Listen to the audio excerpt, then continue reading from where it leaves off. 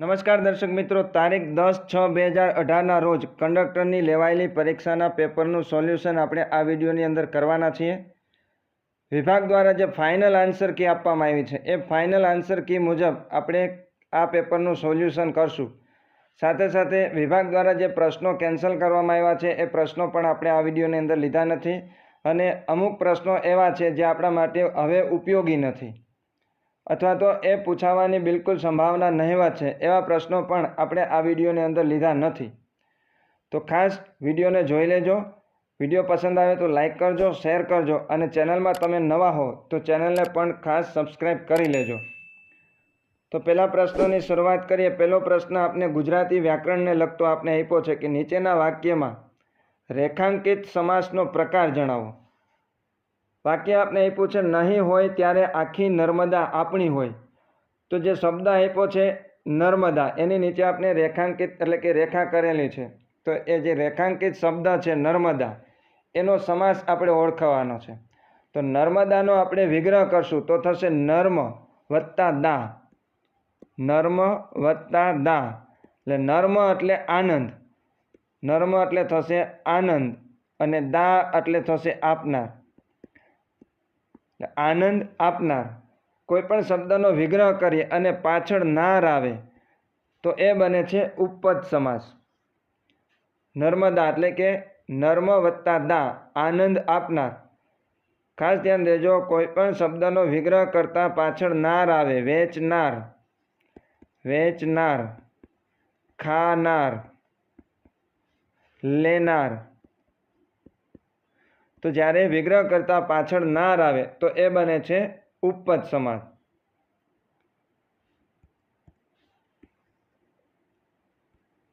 બીજો છે ખોખરુંનો સાચો પર્યાય શબ્દ શોધો. ખોખરું એટલે અંદરથી પોલાણવાળી જગ્યા. તો અંદરથી પોલાણવાળી જગ્યા કેમાં હોય? એ હશે ગુફાની અંદર. ખોખરુંનો સાચો પર્યાય વાચી શબ્દ થશે ગુફા. ભયજનક ગતિએ વાહન ચલાવવું કઈ કલમ હેઠળ ગુનો બને છે? ભયજનક ગતિએ વાહન ચલાવવા બદલ કલમ નંબર 184 મુજબ ગુનો બનશે. એટલે જવાબ છે બી, કલમ નંબર 184. સંયુક્ત રાષ્ટ્ર એટલે કે યુનાઇટેડ નેશનનું મુખ્ય કાર્યાલય ક્યાં આવેલું છે? હેડક્વાર્ટર. સંયુક્ત રાષ્ટ્રનું હેડક્વાર્ટર, યુનાઇટેડ નેશનનું મુખ્ય કાર્યાલય એ આવેલું છે ન્યુયોર્કની અંદર.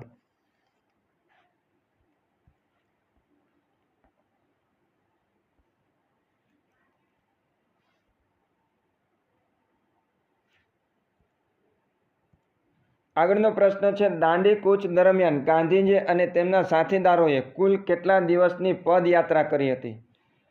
દાંડી કૂચની જે શરૂઆત થઈ હતી એ થઈ હતી 12 માર્ચના રોજ, 12 માર્ચ 1930ના રોજ અને પૂરી થઈ હતી 6 એપ્રિલ 1930ના રોજ. એટલે કુલ 24 દિવસની યાત્રા હતી. જવાબ છે ડી, 24 દિવસ. પૃથ્વી અને આકાશની જ્યાં સંધિ દેખાતી હોય એટલે કે પૃથ્વી અને આકાશની જે સંધિ દેખાતી હોય તે રેખાને શું કહેવામાં આવે છે? એમને કહેવામાં આવે છે ક્ષિતિજ.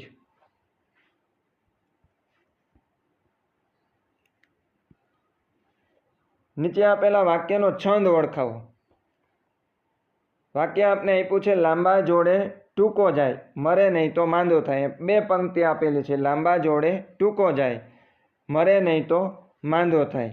તો આ જે બે પંક્તિ છે એ છે માત્રામેળ છંદ. માત્રામેળ છંદમાં આપણે પહેલાં તો માત્રા ગણવી પડે. એક તો જે ગુરુ હોય, ગુરુ માટે 2 માત્રા ગણવાની અને લઘુ માટે 1 માત્રા ગણવાની.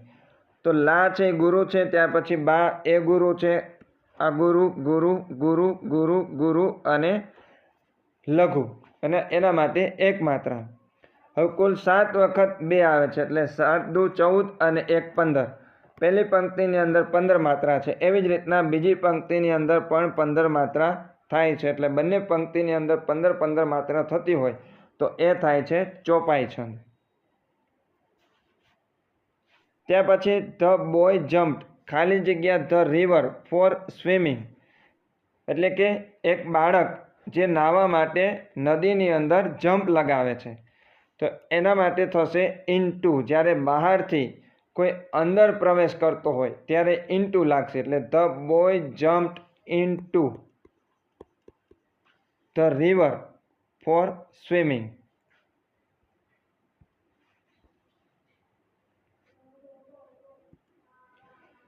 બે પાઇપ એ અને બી અનુક્રમે 10 કલાક અને 15 કલાકમાં ટાંકી ભરે છે. નળ અને ટાંકીને લગતો પ્રશ્ન છે. બે પાઇપ છે એ અને બી. એ છે એ 10 કલાકમાં ટાંકી ભરે છે, જ્યારે બી છે એ 15 કલાકની અંદર ટાંકી ભરે છે. જો બંને પાઇપ એક સાથે ચાલુ કરવામાં આવે તો આ ટાંકી ભરાતા કેટલો સમય લાગશે? એકદમ સિમ્પલ પદ્ધતિથી આપણે ગણતરી કરશું. તો એ અને બી, ખાસ ધ્યાન દેજો કેવી રીતના ગણતરી થશે. એ છે એ 10 કલાકની અંદર ટાંકી ભરે છે અને બી છે એ 15 કલાકની અંદર ટાંકી ભરે છે. તો ટાંકીની ક્ષમતા કેટલા લીટરની હશે એ આપણે શોધવું પડશે પહેલાં. તો ટાંકીની ક્ષમતા છે એ શોધવા માટે આપણે શું કરવું પડશે? તો કે 10 અને 15નો લસા લેવાનો. 10 અને 15નો લસા લેશું એટલે આવશે 30.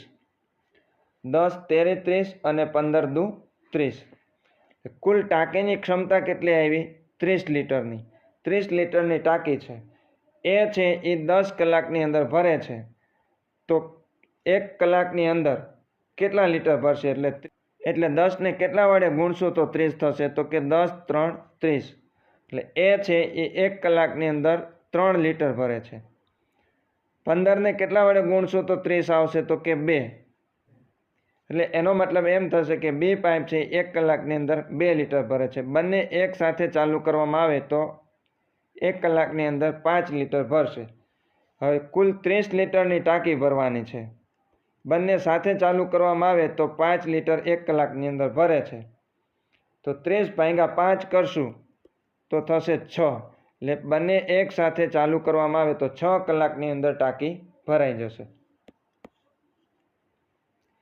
એસટી નિગમ કઈ પરમિટ હેઠળ બસોનું સંચાલન કરે છે? એસટી નિગમ છે એ સ્ટેજ કેરેજ દ્વારા ટ્રાન્સપોર્ટેશનની સુવિધા આપે છે. એટલે જવાબ આવશે stage carriage. Stage carriage permit હેઠળ છે પોતાની બસોનું સંચાલન કરે છે. ત્યાર પછી 7.1/2 એટલે 7.5. સ્ટેજની લોકલ સર્વિસ બસમાં 2 આખી અને 2 અડધી ટિકિટ. સ્ટેજ દીઠ આપણે ભાડું આપ્યું છે 1.50. તો કુલ ભાડું કેટલું થશે એ આપણે ગણતરી કરવાની છે. 2 આખી છે અને 2 અડધી છે. 2 આખી ટિકિટ. કુલ સ્ટેજ કેટલા છે? તો 7.5 એટલે 7.5. આખી ટિકિટ છે 2, સ્ટેજ છે 7.5 અને સ્ટેજ દીઠ ભાડું છે 1.50. 2 ગુણ્યા 7.5 કરશું એટલે આવશે 15 અને 15 ગુણ્યા 1.5 કરીએ. 15 ગુણ્યા 1.5 કરશું એટલે આવશે 22.50. 22.50. આ મળ્યું આપને આખી ટિકિટનું ભાડું. 2 આખી ટિકિટ છે એના આપને ભાડું મળ્યું 22.50 અને 2 અડધી ટિકિટ. 2 અડધી ટિકિટ એટલે 22.50ના અડધા. અડધી ટિકિટ કેટલી છે? 2. તો 22.50ના અડધા થશે 11.25. 22.50 પ્લસ 11.25 કરશું એટલે આવશે 33.75. 33.75 એટલે એની ઉપરની રકમ આપણે લેવાની થશે 34.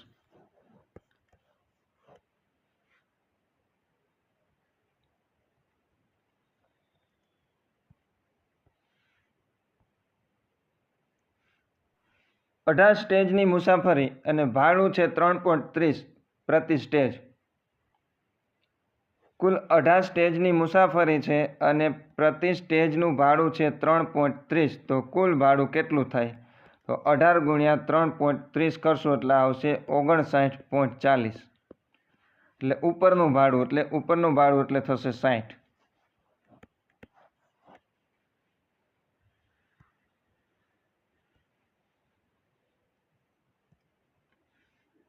ટ્રાન્સપોર્ટ વ્હીકલ સિવાયનું મોટર વ્હીકલ ચલાવવા માટે લઘુત્તમ વય કેટલી છે? લઘુત્તમ વય આવશે 18 વર્ષ. BMPનું પૂરું નામ શું છે? BMPનું પૂરું નામ થશે bit map picture. Bit map picture. ગુજરાતના કાર્ટૂનિસ્ટ બંસીલાલ વર્મા કયા નામે જાણીતા છે? ગુજરાતના જે પ્રખ્યાત કાર્ટૂનિસ્ટ બંસીલાલ વર્મા છે એમનું ઉપનામ શું છે? એમનું ઉપનામ છે ચકોર.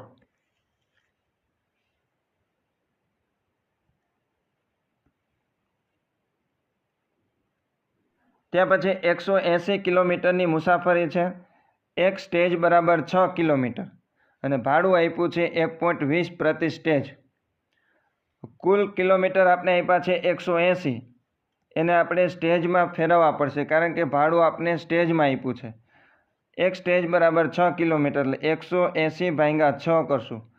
6 તેરી 18 એટલે કુલ સ્ટેજ થશે 30 અને એક સ્ટેજનું ભાડું આપ્યું છે 1.20 એટલે 30 ગુણ્યા 1.20 કરશું એટલે આવશે 36.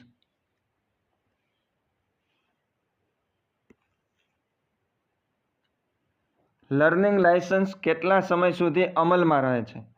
લર્નિંગ લાયસન્સ છે એ અમલમાં રહે છે 6 મહિના માટે.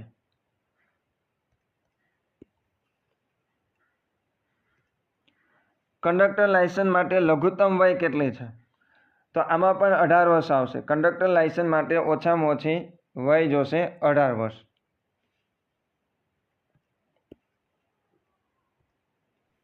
ત્યાં પછી 30 સંતરા અને 75 સફરજનની કુલ ખરીદ કિંમત 510 છે.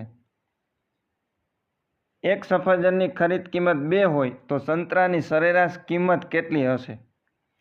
ખાસ જોજો કેવી રીતના આપણે મેળવશું તો કે 30 સંતરા આપ્યા છે. એકદમ સરળ છે. 30 સંતરા પ્લસ 75 સફરજન.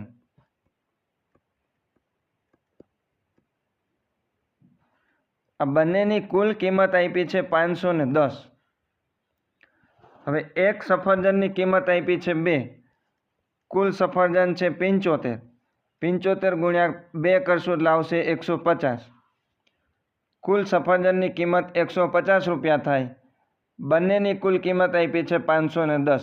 સંતરા 30 સંતરા પ્લસ 75 સફરજન. બંનેની કુલ કિંમત છે 510 અને ખાલી સફરજનની કિંમત થાય 150 એટલે 510માંથી 150 બાદ કરશું એટલે આપણે 30 સંતરાની કિંમત મળશે. તો 510માંથી 150 બાદ કરીએ એટલે 360 આવશે જે 30 સંતરાની કિંમત મળી. હવે આપને પ્રશ્નમાં કીધું છે સંતરાની સરેરાશ ખરીદ કિંમત કેટલી હશે એટલે એક સંતરાની કિંમત કેટલી થાય તો 360 ભાગ્યા 30 કરીએ. 0 0 ઉડી જશે ને 12 તેરી 36 એટલે એક સંતરાની કિંમત થશે 12 રૂપિયા.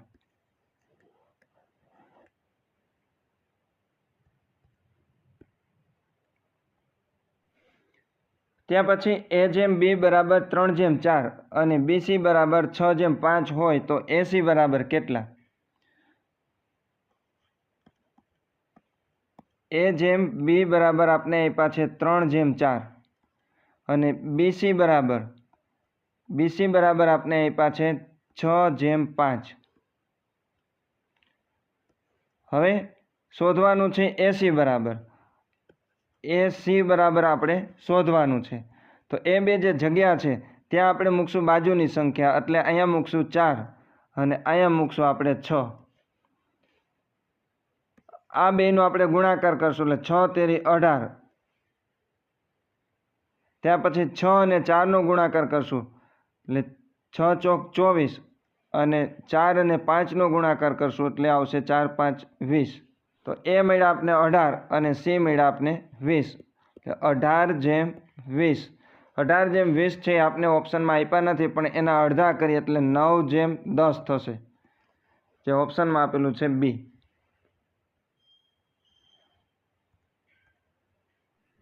ત્યાં પછી નીચે પૈકી કયો ચેતાકોષનો મહત્વનો ઘટક છે?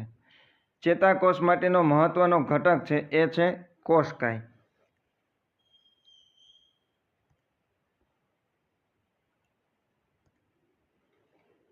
ફરજ પર જતા કંડક્ટર પાસે કયા સરકારી દસ્તાવેજ હોવો જોઈએ? ફરજ પર જતા કંડક્ટર પાસે હોવો જોઈએ લાયસન્સ બેજ, એટલે જવાબ છે બી.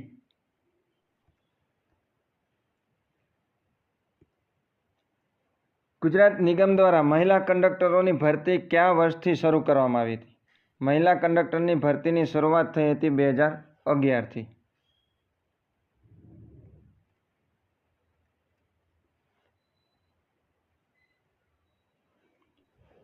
ઉત્તરાર્ધ મહોત્સવ ક્યાં ઉજવાય છે? એ ઉજવાય છે મોઢેરા ખાતે. ઉત્તરાર્ધ મહોત્સવ એ ઉજવાય છે મોઢેરા ખાતે. પ્રધાનમંત્રી ઉજ્જવલા યોજનાનો પ્રારંભ ક્યારે થયો હતો? પ્રધાનમંત્રી ઉજ્જવલા યોજનાનો પ્રારંભ થયો હતો 2016માં, 1 મે 2016.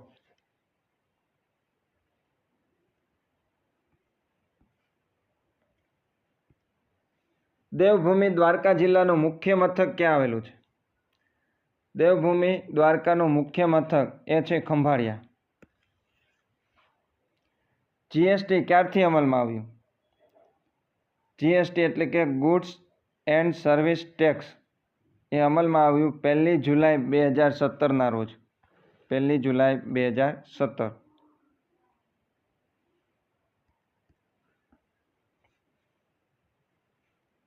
ત્યાર પછી ગંગાનો બીજો ફાટો બાંગ્લાદેશમાં પ્રવેશે ત્યારે કયા નામે ઓળખાય છે?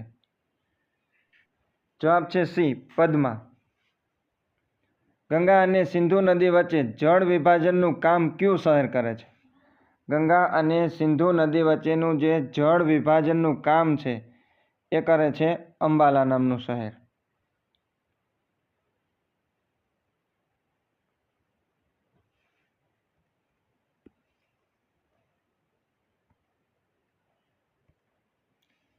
પૃથ્વીની સપાટીથી ઊંચે જતા સરેરાશ 1000 મીટરે તાપમાન કેટલું ઘટે છે? પૃથ્વીની સપાટીથી ઊંચે જતા સરેરાશ 1000 મીટરે જે તાપમાનનો ઘટાડો આવે છે એ આવે છે 6.5 ડિગ્રી સેલ્સિયસ.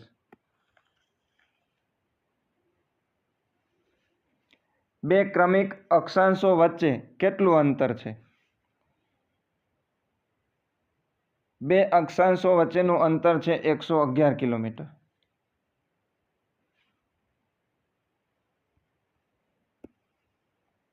ત્યાર પછી 22 એપ્રિલ કયા દિવસ તરીકે ઉજવવામાં આવે છે? 22 એપ્રિલ છે એ વિશ્વ પૃથ્વી દિવસ તરીકે ઉજવવામાં આવે છે. વિશ્વ પૃથ્વી દિવસ. એશિયાઈ સિંહોના સંરક્ષણ માટે સિંહ પરિયોજના ગીરમાં ક્યારથી અમલમાં આવ્યું? એશિયાઈ સિંહોના સંરક્ષણ માટે સિંહ પરિયોજના ક્યારથી અમલમાં આવ્યું છે અથવા તો ક્યારથી શરૂ કરવામાં આવ્યું? જવાબ છે 1972. સિંહ પરિયોજનાની શરૂઆત થઈ હતી 1972.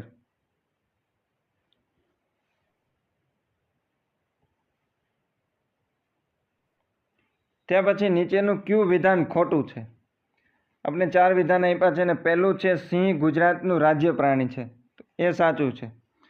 બીજું સુરખાબ ગુજરાતનું રાજ્ય પક્ષી છે, ગુજરાતનું રાજ્ય પક્ષી સુરખાબ છે, તો એ પણ સાચું છે. જંગલી ભેંસ ડાંગ જિલ્લાના ગીચ જંગલોમાં જોવા મળે છે, તો એ ખોટું છે. ડાંગ જિલ્લાના જે જંગલો છે ત્યાં જંગલી ભેંસો જોવા મળતી નથી. અને ચોથું આપ્યું છે ચિત્તા ગુજરાતના જંગલોમાં જોવા મળતા નથી, તો એ પણ સાચું છે કે ગુજરાતના જંગલોની અંદર ચિત્તા જોવા મળતા નથી. તો કયું વિધાન ખોટું છે? તો એ આવશે સી, જંગલી ભેંસ ડાંગ જિલ્લાના ગીચ જંગલોમાં જોવા મળે છે, એ વિધાન ખોટું છે.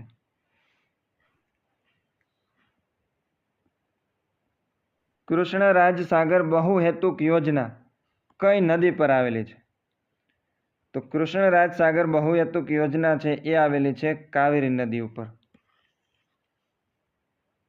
જે આવે છે કર્ણાટક રાજ્યમાં.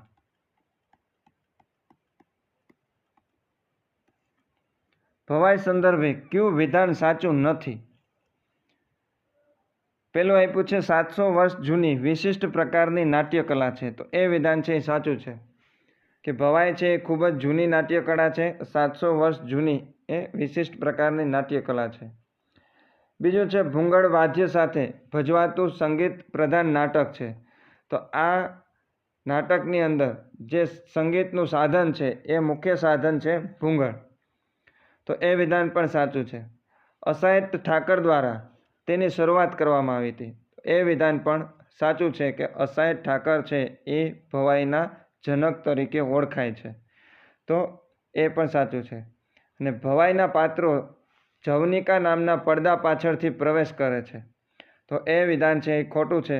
ભવાઈનું જે નાટક છે એમાં કોઈ પડદાનો ઉપયોગ થતો નથી. એટલે જવાબ આવશે ડી.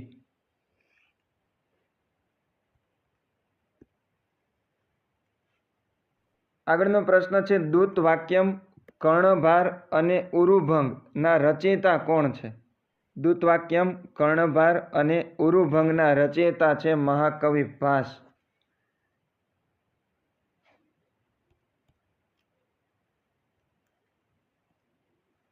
ઉપનિષદ કાળમાં આર્ય સંસ્કૃતિ અને ધર્મના કેન્દ્ર તરીકે જાણીતું વિદ્યા કેન્દ્ર કયું છે? ઉપનિષદ કાળની અંદર જે આર્ય સંસ્કૃતિ અને ધર્મના કેન્દ્ર તરીકે પ્રખ્યાત કેન્દ્ર એ છે વારાણસી.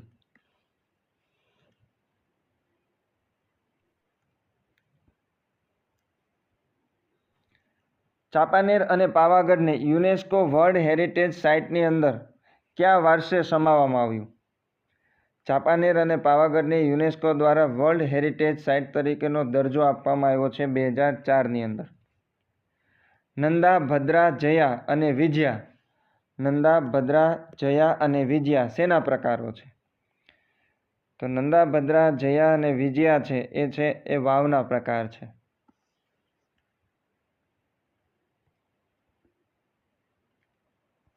પ્લાસીનું યુદ્ધ ક્યારે લડાયું હતું? પ્લાસીનું યુદ્ધ લડાયું હતું 23 જૂન 1757ના રોજ. 23 જૂન 1757. સિરાજ ઉદ્દૌલા અને રોબર્ટ ક્લાઇવ વચ્ચે. સિરાજ ઉદ્દૌલા અને રોબર્ટ ક્લાઇવ વચ્ચે 23 જૂન 1757ના રોજ પ્લાસીનું યુદ્ધ શરૂ થયું હતું. અને આ પ્લાસીના યુદ્ધ પછી જ અંગ્રેજોનું શાસન શરૂ થયું હતું.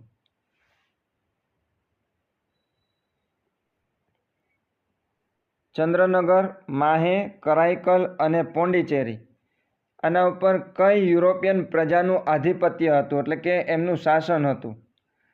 તો ચંદ્રનગર, માહે, કરાઈકલ અને જે પોંડિચેરી વિસ્તાર છે એમાં ફ્રેન્ચોનું શાસન હતું.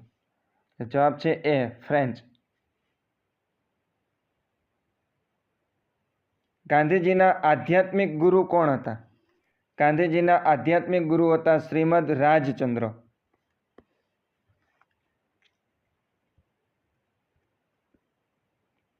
ત્યાં પછી સમજણનો સાચો વિરોધાર્થી શબ્દ શોધો. સમજણ એટલે સમજદાર, એમનો વિરોધાર્થી એટલે ના સમજદાર.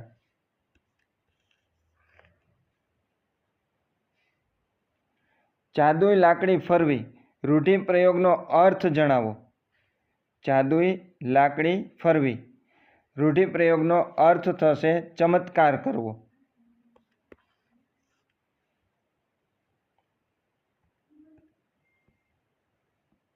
ત્યાં પછી નીચેના વાક્યનો અલંકાર ઓળખાવો. વાક્ય છે જમીન પર પૃથ્વી વલ્લભનું સબ છુંદાઈને રોટલો બની પડ્યું હતું.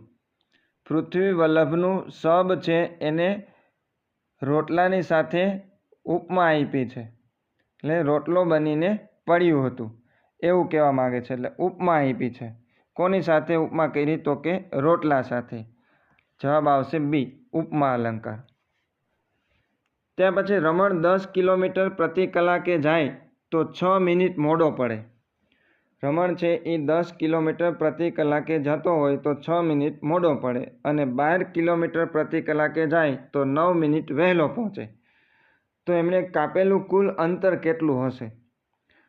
ખાસ ધ્યાન દેજો, અહીંયા આપણે એક સૂત્રનો ઉપયોગ કરશું અને એ સૂત્રને તમારે ખાસ યાદ રાખવું પડશે, બાકી ગણતરી લાંબી થશે. રમણ છે એ 10 કિલોમીટર પ્રતિ કલાકે જાય તો 6 મિનિટ મોડો પડે, અને જો 12 કિલોમીટર પ્રતિ કલાકે જાય તો 9 મિનિટ વહેલો પહોંચે. તો આના માટે આપણે અંતર શોધવાનું છે. તો અંતર બરાબર સૂત્ર થશે અંતર બરાબર ઝડપનો ગુણાકાર, ઝડપનો ગુણાકાર. પહેલાં આપણે સૂત્ર જોઈ લઈએ, પછી આપણે એની ગણતરી કરશું. ઝડપનો ગુણાકાર ગુણ્યા સમયનો તફાવત, સમયનો તફાવત, અને એના છેદમાં આવશે ઝડપનો તફાવત.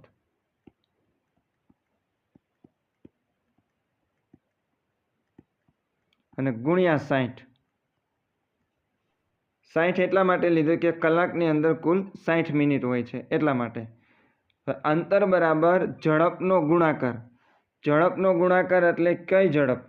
તો કે 10 અને 12. પ્રથમ 10 કિલોમીટર પ્રતિ કલાકે જાય છે અને બીજી વખત 12 કિલોમીટર પ્રતિ કલાકે જાય છે.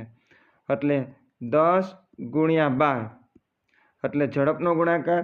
ત્યાર પછી સમયનો તફાવત. સમયનો તફાવત એટલે પહેલાં 6 મિનિટ મોડો પડે છે અને પછી 9 મિનિટ વહેલો પહોંચે છે, એટલે કુલ સમયનો તફાવત આવશે 15 મિનિટ.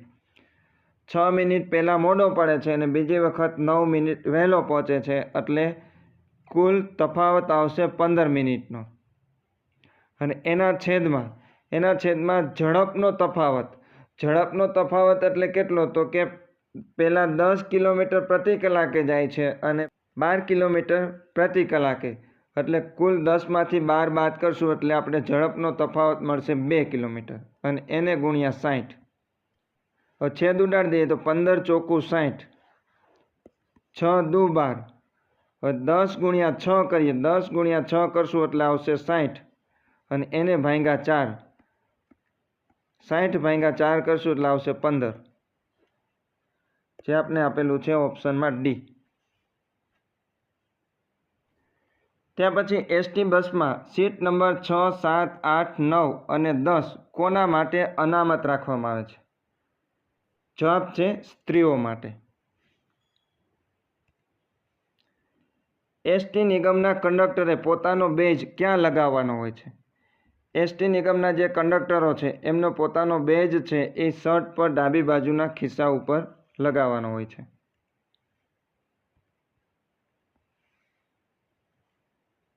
ડ્રાઇવિંગ લાયસન્સ કયા દેશમાં પ્રભાવી બની રહે છે? એટલે કે કયા વિસ્તાર માટે ડ્રાઇવિંગ લાયસન્સ લાગુ પડે છે? તો જવાબ આવશે સમગ્ર ભારતમાં.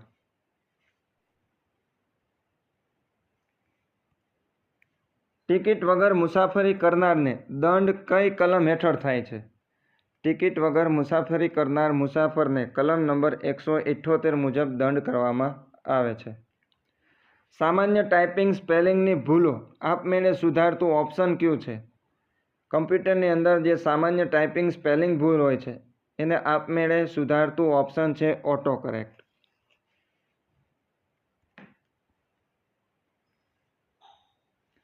વેબ કન્ટેન્ટ પ્રદર્શિત કરવા માટે કઈ ભાષાનો ઉપયોગ થાય છે? એટલે કે વેબસાઇટ બનાવવા માટે HTML નો ઉપયોગ થાય છે. સ્પ્રેડશીટમાં ચાર્ટ ઉમેરવા માટે કયું મેનુ વપરાય છે?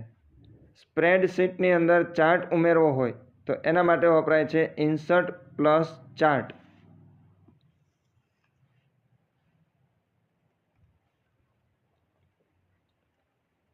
ઇમેજની ઊંચાઈ અને પહોળાઈ પિક્સેલમાં દર્શાવતો ગુણધર્મ કયો છે? એટલે કે ઇમેજની ઊંચાઈ અને પહોળાઈ દર્શાવતો ઓપ્શન કયો છે? એ છે હાઇટ અને વેઇટ.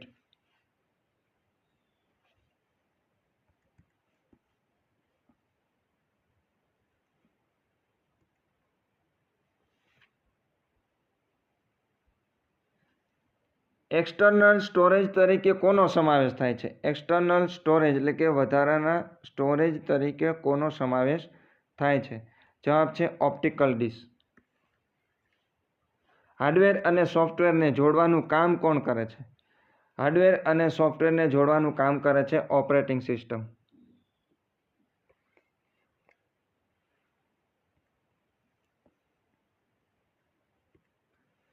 નીચેનામાંથી નાનામાં નાનો યુનિટ કયો છે?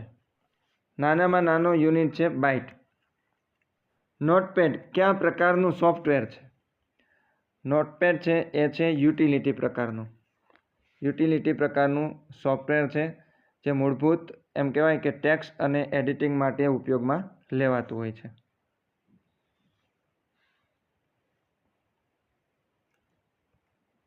MS વર્ડ એ ખાલી જગ્યા પ્રકારનું પ્રોગ્રામ છે. MS વર્ડ છે એ છે વર્ડ પ્રોસેસિંગ પ્રોગ્રામ. કીબોર્ડમાં કુલ કેટલી ફંક્શન કી હોય છે? કીબોર્ડની અંદર કુલ 12 ફંક્શન કી હોય છે, F1 થી લઈને F12 સુધી.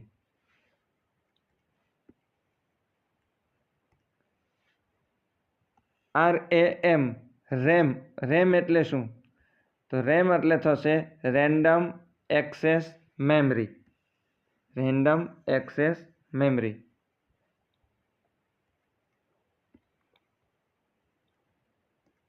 RAM કયા પ્રકારની મેમરી છે? તો RAM છે એ પ્રાઇમરી મેમરી છે. કેવી છે? Primary memory.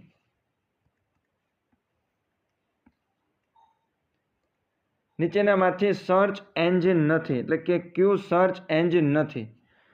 તો ગૂગલ છે એ સર્ચ એન્જિન છે, બિંગ પણ સર્ચ એન્જિન છે, યાહુ પણ સર્ચ એન્જિન છે, મોઝિલા છે એ સર્ચ એન્જિન નથી. તો મોઝિલા છે એ છે વેબ બ્રાઉઝર. એટલે જવાબ આવશે ડી. વેબ પેજ રિફ્રેશ કરવા માટે કઈ કી વપરાય છે? વેબ પેજને રિફ્રેશ કરવા માટે વપરાય છે F5.